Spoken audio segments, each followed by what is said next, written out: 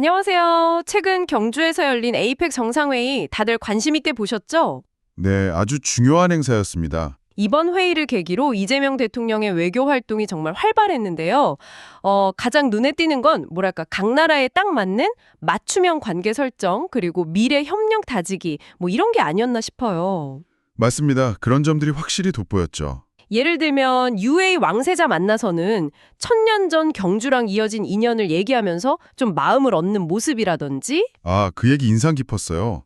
또 인도네시아 대통령하고는 케이팝 인기 실감한다 이런 얘기 하면서도 그 방산협력 같은 좀 민감한 사안도 논의를 이어갔고요. 네, 그렇죠. 분위기를 잘 만들면서도 할 얘기는 하는. 네, 이런 모습들이 그냥 스쳐 지나가는 이야기가 아니라 각 나라와의 관계 설정에 어떤 좀 전략적인 의미가 있는 건지 또 이게 어떤 실질적인 성과로 이어질 수 있을지 여러분께서도 궁금하실 겁니다. 그래서 더 깊이 알아보겠습니다. 여러분이 보내주신 관련 최신 뉴스 자료들을 바탕으로요. 이번 경주 에이펙 외교 무대의 핵심 내용들 그리고 그 의미를 하나하나 좀 자세히 풀어보겠습니다. 자, 그럼 첫 번째 만남 베트남부터 시작해 볼까요? 네, 베트남이요. 이 대통령이 베트남의 그 깊은 역사, 특히 강대국과의 투쟁사를 언급하면서 위대한 국가다 이렇게 칭찬을 했어요. 맞아요. 그 점을 높이 평가했죠. 역사적 저력에 대한 존중을 표한 겁니다. 그리고 현재 경제 성장률도 엄청나잖아요. 연평균 뭐 7% 육박한다고 하니까 네, 정말 무섭게 성장하고 있죠. 아세안 국가 중에서도 단연 돋보입니다. 거기에 주목하면서 언어, 경제, 안보 이 모든 영역에서 아예 격이 다른 그런 새로운 큰 협력 관계를 만들자 이렇게 제안을 한 거죠. 네, 상당히 포괄적이면서도 좀 높은 수준의 협력을 제안한 건데요. 베트남 주성이 없이 에이펙 성공 개최를 축하하면서 지난 30여 년간 양국 관계가 꾸준히 발전해온 점을 또 강조했습니다. 서로 좋은 평가를 주고받았군요. 그렇죠. 특히 지금 국제 정세가 좀 복잡하잖아요. 이런 상황에서 한국의 역할과 위상을 높이 평가한다. 이런 언급도 있었고요. 여기서 중요한 건 신뢰할 수 있는 전략적 협력 동반자 관계. 이걸 다시 한번 확인했다는 점이에요. 신뢰할 수 있는 전략적 협력 동반자. 네. 이게 그냥 하는 말이 아니라 아세안 지역의 핵심 파트너인 베트남하고 기존에는 주로 경제협력이 중심이었는데 이걸 넘어서 안보, 문화까지 다 아우르는 그야말로 전방위적인 협력으로 한 단계 더 나아가겠다. 이런 양국의 분명한 의지를 보여주는 대목이라고 할 수 있습니다. 그 격이 다른 협력이라는 표현이 참 인상적인데요. 이게 그럼 구체적으로 어떤 분야에서 좀 가장 먼저 눈에 띄는 변화를 가져올 수 있을까요? 일단 단기적으로는 역시 경제협력 분야겠죠. 경제요. 네, 한국 기업들의 베트남 투자 확대라든지 아니면 첨단 산업 쪽 기술협력 같은 부분에서 좀 속도를 낼 가능성이 커 보입니다. 베트남 입장에서도 고도 성장을 계속하려면 기술이나 자본 유치가 꼭 필요하니까요. 그렇죠. 서로 필요가 맞아 떨어지는 부분이 있겠네요. 맞습니다. 문화 교류는 뭐 이미 활발하지만 좀 더 체계적인 지원이나 협력이 강화될 수도 있고요. 다만 그 안보 분야 협력은 조금 더 신중한 접근이 필요할 수 있습니다. 안보 쪽은 좀 다르군요. 성과를 내야 한다는 부담도 있을 거고요. 네, 경제, 문화, 안보까지 다 아우르는 그런 관계 심화를 목표로 한다는 점에서 베트남과의 만남 의미가 컸던 것 같습니다. 자, 다음은 태평양 건너 라틴 아메리카로 가보죠. 칠레입니다. 아, 칠레. 네. 이 대통령이 보리치 칠레 대통령 무려 36시간이나 걸려서 경주까지 왔다고 그 노고를 아주 특별히 언급하면서 환영을 했어요. 네, 정말 먼 길을 오셨죠. 칠레가 또 남미에서는 처음으로 대한민국을 승인했고 우리나라랑 FTA를 처음 맺은 나라이기도 하고요. 이런 역사적인 최초 타이틀들이 많다는 게 양국의 특별한 관계를 잘 보여주는 것 같습니다. 맞습니다. 보리치 대통령도 화답을 했죠. 18,000km 물리적 거리는 이렇게 멀지만 정서적으로는 가깝다. 이렇게요. 정서적으로 가깝다. 네, 특히 한국의 87년 민주화, 칠레의 88년 민주주의 회복. 이게 비슷한 시기에 중요한 역사적 경험을 공유하고 있다는 점, 그리고 한국이 민주주의 회복의 모범 사례였다. 뭐 이런 평가까지 덧붙였고요. 이런 부분들이 양국의 유대감을 잘 보여주죠.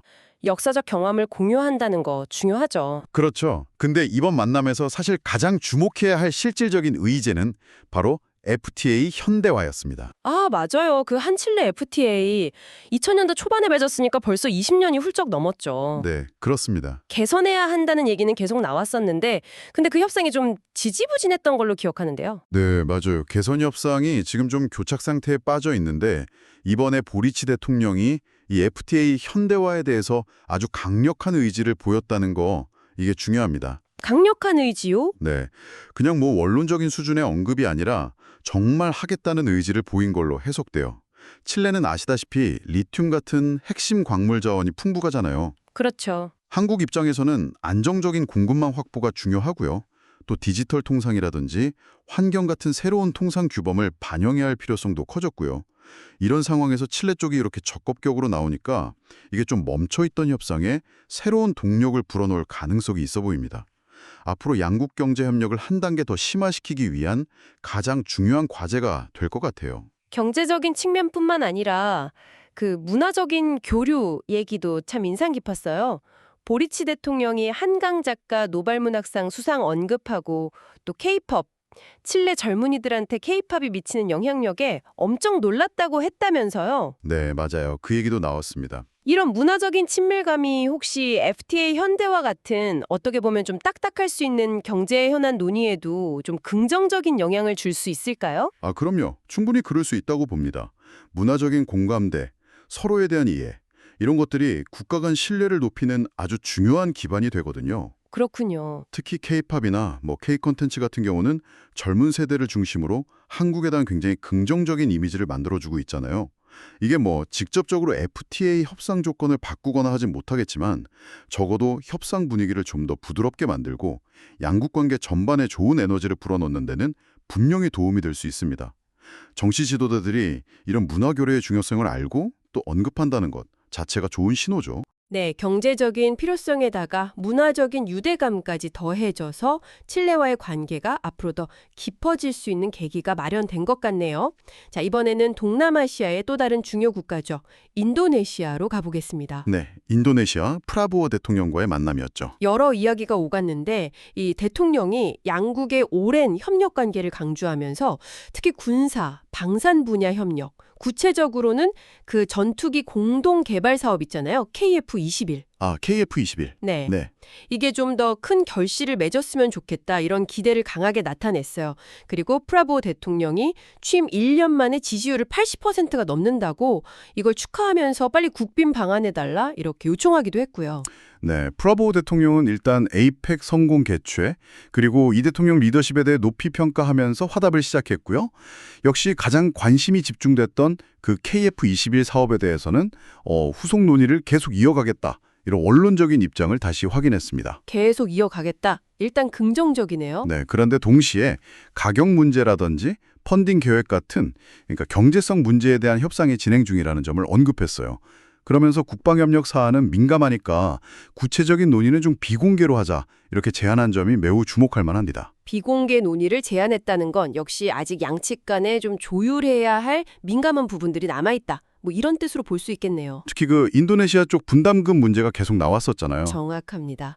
프라보 대통령의 발언은 KF-21 사업이 양국 모두에게 중요한 핵심 협력 사업이라는 걸 인정하면서도 동시에 인도네시아가 처한 경제적 현실, 즉 분담금 문제 해결이라는 과제가 여전히 남아있다는 걸 시사하는 아주 신중하고 외교적인 발언이라고 해석됩니다. 아, 그렇군요. 네. 후속 논의 계속하겠다는 긍정적인 신호는 주면서도 경제성 협상 중이다, 비공개로 하자 이렇게 언급함으로써 인도네시아의 입장을 분명히 밝힌 거죠.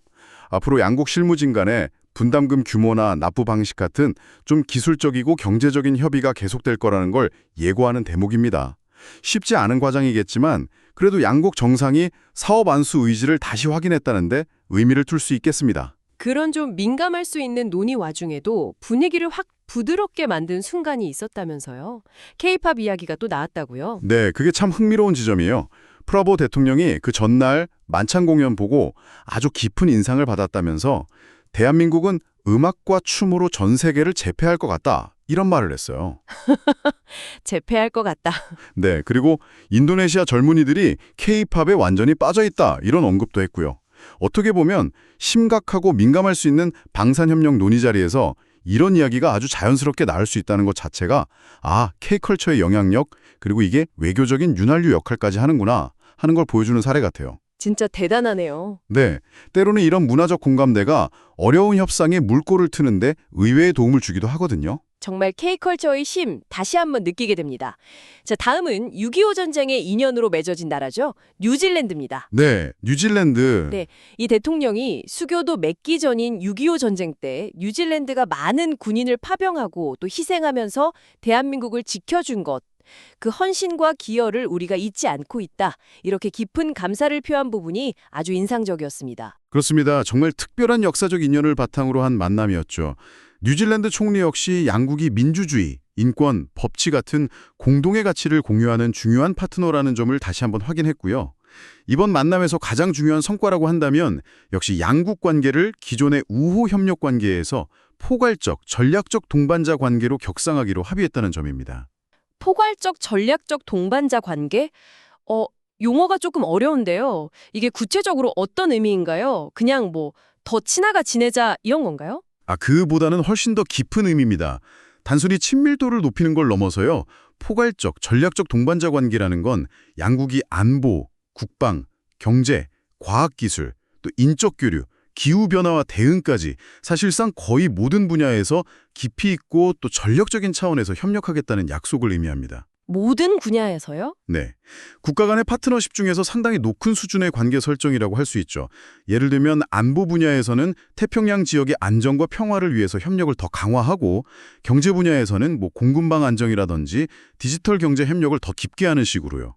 와, 뉴질랜드와의 관계가 그 정도로 발전했다는 거군요. 네, 그렇습니다. 실제로 양국이 2015년에 FTA 발효된 이후 10년 만에 교역량이 2배로 늘었고요. 한국이 뉴질랜드의 5번째 교역 상대국이고 또 4번째로 많은 유학생을 보내는 나라가 됐습니다. 실질적인 성과가 있었네요. 그렇죠. 이런 실질적인 협력의 성과들이 이번 관계 격상에 아주 튼튼한 기반이 된 셈입니다. 6.25 전쟁 참전이라는 그 특별한 역사적 인연으로 시작된 관계가 이제는 미래를 함께 설계하는 포괄적이고 전략적인 파트너십으로 발전하게 된 거죠. 정말 모범적인 관계 발전 사례라고 할 수 있겠습니다. 네, 특별한 인연에서 시작해서 실질적인 협력 관계로 꾸준히 발전해온 모습 정말 인상적이네요. 자, 이제 마지막 순서입니다. 중동의 핵심 협력국이죠. 아랍에미리트 UAE 칼리드 왕세자와의 만납니다. 여기서 이 대통령의 환영 인사가 아주 독특했다고 하던데요. 네, 아주 흥미로운 접근이었어요.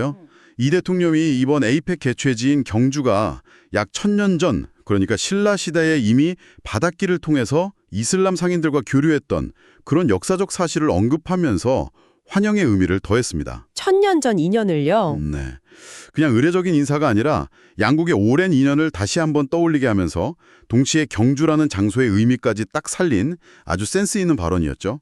그러면서 UAE가 중동 국가 중에서는 유일하게 한국과 특별 전략적 동반자 관계를 맺고 있는 아주 중요한 파트너라는 점도 강조했고요. 특별 전략적 동반자 관계. 아까 뉴질랜드는 포괄적 전략적 동반자 관계였는데 이건 또 다른 건가요? 네, 이게 미묘하게 다릅니다. 특별 전략적 동반자 관계는요, 보통의 전략적 동반자 관계를 좀 넘어서는 특정 국가와의 아주 긴밀하고 중요한 관계를 나타낼 때 쓰는 표현입니다. 한국이 이 명칭을 쓰는 나라는 UAE가 유일해요. UAE가 유일하다고요? 네, 그만큼 에너지 안보라든지 원전 건설, 방산, 투자 같은 다양한 분야에서 UAE가 한국에게 얼마나 핵심적인 파트너인지를 보여주는 상징적인 표현이라고 할 수 있습니다. 칼리드 왕세자 역시 모하메드 UAE 대통령의 각별한 안보를 전하면서 화답했는데요. 양국 관계가 신뢰에 기반한 특별하고 중요한 관계라는 걸 다시 확인했습니다. 에이펙 성공 개최도 축하라고 아시아 국가들 간의 유대 광어를 위한 한국의 노력을 높이 평가했죠. 분위기가 아주 좋았군요. 네. 특히 오는 11월로 예정된 이 대통령의 UAE 국빈 방문 있잖아요. 취임 후 첫 방문인데 여기에 대한 기대감을 직접 표현한 것은 앞으로 양국 관계가 더욱 깊어지고 발전할 거라는 아주 긍정적인 신호로 해석됩니다. 그 1000년 전 인연을 언급한 이 대통령의 역사적 접근이 양국의 이 특별한 관계를 더 돋보이게 하는 효과를 낸 것 같아요. 네, 이렇게 경주 에이펙을 계기로 정말 숨가쁘게 이어진 이재명 대통령의 주요 양자 외교 활동들을 쭉 훑어봤습니다. 베트남, 칠레, 인도네시아, 뉴질랜드 그리고 UAE까지 아시아, 라틴 아메리카, 오세아니아, 중동을 아우르는 정말 다양한 국가들과 만났는데요. 그렇죠. 각기 다른 역사적 배경, 또 현안을 가지고 만났죠. 네, 그런데 공통적으로 보면 경제협력은 기본이고 안보, 문화, 또 미래 산업 같은 여러 분야에 걸쳐서 협력의 폭을 넓히고 그 깊이를 더하려는 노력이 아주 뚜렷하게 보였습니다. 이번 연쇄회담들을 쭉 관통하는 핵심 키워드 중 하나를 꼽으라면 저는 맞춤형 외교라고 하고 싶습니다. 맞춤형 외교요? 네. 상대 나라의 역사적 배경이나 문화적 특성, 또 주요 관심사가 뭔지 이런 것들을 잘 고려한 접근 방식이 아주 인상적이었어요. 예를 들면 뉴질랜드나 UAE처럼 역사적인 인연을 강조하면서 좀 정서적인 유대감을 다지고 네, 그렇죠. 또 칠레나 인도네시아처럼 문화적 공감대를 적극적으로 활용해서 분위기를 부드럽게 만들고 베트남과는 미래 성장 잠재력이라는 비전을 함께 공유하면서 협력 의지를 높이는 식이었죠. 물론 동시에 우리가 풀어야 할 과제들도 확인됐습니다. 칠레와의 FTA 현대화 지연 문제라든지 아, 맞아요. 또 인도네시아와의 KF21 분담금 문제 같은 앞으로 양국이 함께 풀어가야 할 현실적인 과제들도 분명하게 확인된 시간이었습니다. 네, 맞습니다. 이번 에이펙 정상회의를 성공적으로 개최한 것뿐만 아니라 이어진 연쇄 정상회담들을 통해서 한국이 급변하는 국회 정세 속에서 우리의 외교적인 입지를 다지고 또 다양한 국가들과의 실질적인 협력 관계를 한 단계 더 발전시키는 중요한 계기를 마련했다. 이렇게 평가할 수 있을 것 같습니다. 네, 단순한 만남에 그치지 않고 구체적인 협력 과제들을 설정하고 관계를 격상시키는 등 실질적인 성과를 이끌어내려는 노력이 엿보였죠. 자, 오늘 이렇게 쭉 살펴봤는데요. 이번 다자 외교 무대에서 펼쳐진 여러 만남과 논의들을 지켜보시면서 여러분께서는 어떤 장면이나 대화가 가장 흥미롭게 다가오셨나요? 어쩌면 각국 정상들 발언 속에 담긴 그런 미묘한 뉘앙스일 수도 있고요. 그렇죠. 아니면 문화교류가 외교 무대에서 발휘하는 그런 의외의 힘 같은 것일 수도 있겠습니다. 앞으로 한국이 이렇게 정말 다양한 색깔과 이해관계를 가진 국가들과의 관계를 어떻게 균형 있게 잘 발전시켜 나갈지, 또 이런 외교적인 노력이 우리의 경제나 안보, 더 나아가서 우리 삶에는 어떤 실질적인 변화를 가져올지 계속해서 관심을 가지고 지켜보는 것은 어떨까요? 네. 1000년 전 경주와 이슬람 세계의 만남이 오늘날 이렇게 회자되듯이 지금 이 순간의 외교적인 만남들이 먼 훗날 또 어떤 새로운 이야기의 씨앗이 될지 모르는 일이니까요.